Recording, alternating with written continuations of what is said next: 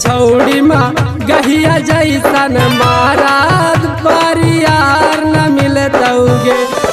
बारियार न मिलतौगे बारियार न मिलतौगे तकरबे दोसर से बियाहवा त एक बार न हिलतौगे गे छौड़ी माँ गहिया जैसन महाराज बारियार न मिलतौगे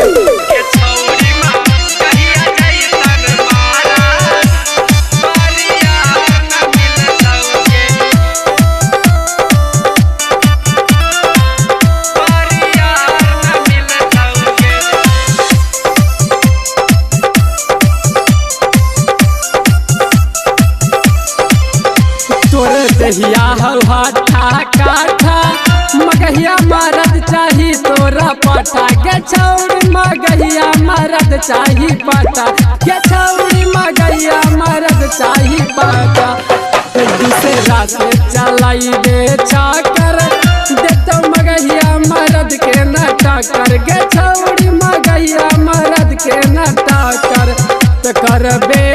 दूसरा से बियाहवा त एक बार न हिलतौगे गे छौड़ी माँ गहिया जैसन महाराज बारियार न मिलतौगे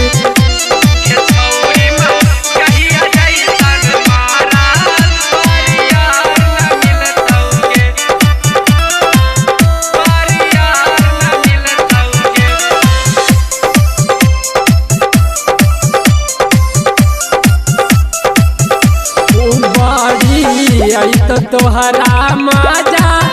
जब धरतो मगहिया पाजा गे छौड़ी धरतो मगहिया पाजा गे छौड़ी धरतो मगहिया पाजा राइटर मंटू मगहिया से पट जो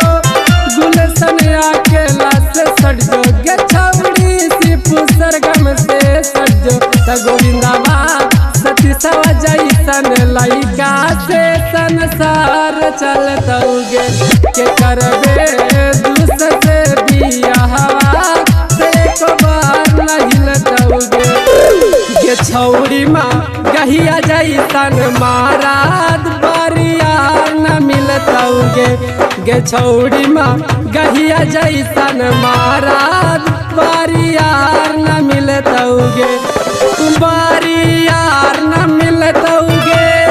बारियार न मिलतौगे तकरबे दोसर से बियाहवा त एक बार न हिलतौगे गे छौड़ी माँ गहिया जैसन